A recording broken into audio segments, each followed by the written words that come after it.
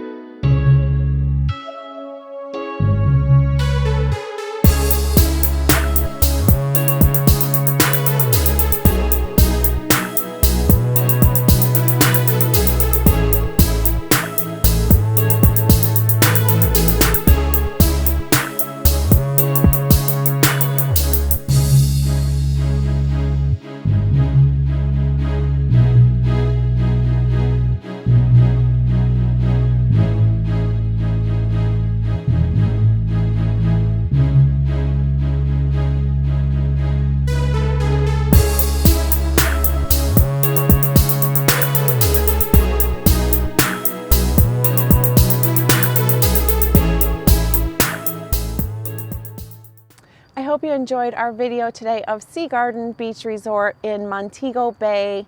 If you're enjoying our content, please don't forget to like, subscribe, share. With Caribbean Wayz, we will show you the ways. Caribbean Wayz, Caribbean Wayz, Caribbean Wayz.